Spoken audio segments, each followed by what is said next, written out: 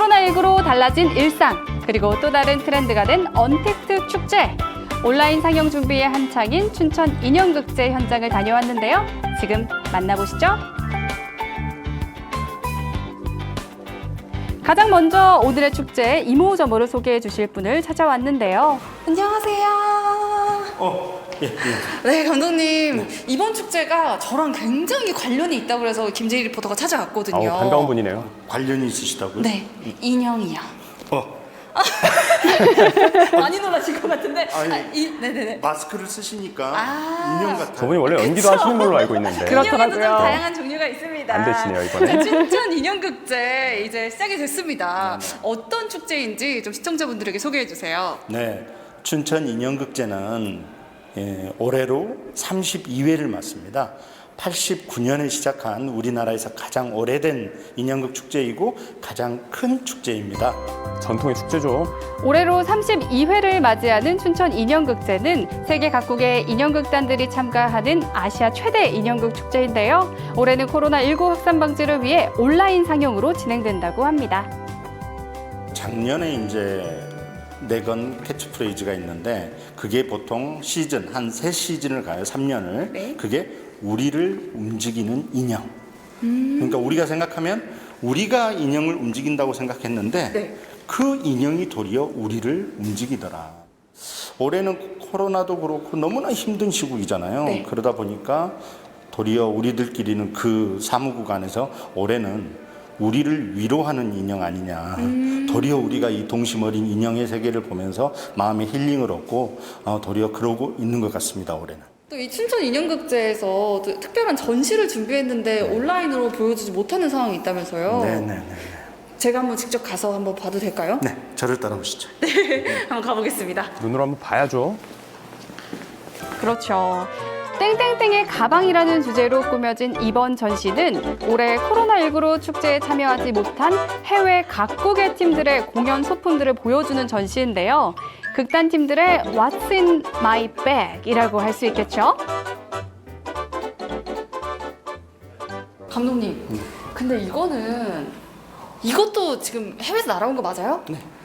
제가 봤을 때는 그 미용 티슈를 이렇게 말아가지고 그러게요. 조금 놀랐어요. 맞아요? 티슈입니다. 미용 티슈요? 네네네. 이제 세계 인형극이 뭐 벌써 오래됐지만은 예전에 우리가 인형이라고 하면 마리오네트 줄인형, 네. 그리고 뭐 막대 인형, 뭐 여러 가지 인형들이 있었는데 요즘은 오브제, 그러니까 생활 소품들, 생활 주변에 있는 모든 소품들의 인형인들이 거기에 의인화, 그러니까 생명을 부여를 해서 그걸 가지고 인형극을 하는 경우가 굉장히 많이 있습니다. 우리 세라, 세리, 릴리, 브라이언 이 친구들에게 이름이 다 있고 생명체가 있는 그런 우리 친구들이었는데 제가 못 알아봤습니다.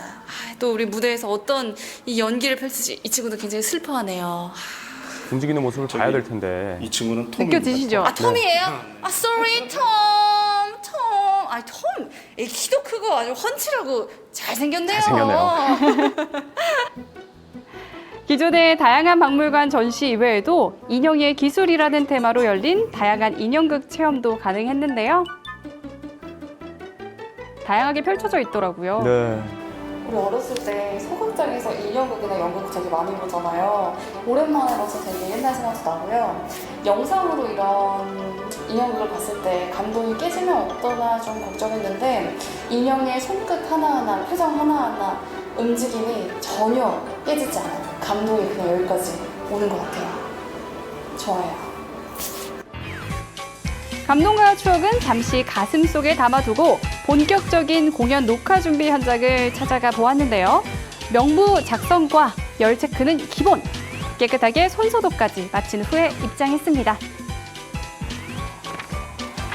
극장에서의 감동을 안방까지 편안하게. 인형극이 드디어 시작됐는데요. 인형극단 아토의 북극성을 찾아라는 일제감정기 어린이들을 위해 노력한 소파 방정환 선생님의 이야기를 다룬 작품으로 단원분들의 연기까지 가미되어 다채로운 표현이 인상적인 인형극이었습니다. 인상 있네요, 이거.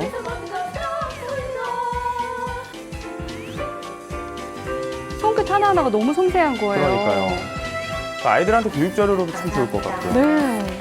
어른들이 봐도 재밌어요. 네, 극단 아토의 두 분 모시고 이야기 나눠보도록 하겠습니다. 안녕하세요. 안녕하세요. 방금 보여주신 극이 북극성을 찾아라. 방정환 선생님이 이야기를 담아서 이렇게 만들어 오셨어요. 네, 방정환 선생님을 우리가 많이 알고는 있는데 정말 알아봤더니 정말 알려지지 않은 많은 숨겨진 일들이 많았더라고요. 선생님께서 여러 가지 필명을 사용하시면서 자신이 다 쓰셨는데 여러 작가가 있었던 것처럼 하셨던 거. 그러니까 사실 이 북극성도 방정환 선생님의 이름으로 발표된 이 칠지단의 비밀의 소년이 주인공이 자기를 만들어낸 북극성이 누군지를 찾아가는 과정을 보여주면서 방정환에 대해서 다시 한번 알아보자 하는 마음으로 만들었습니다. 근데 이번에는 영상으로 이제 선을 보이게 됐어요. 어떠세요?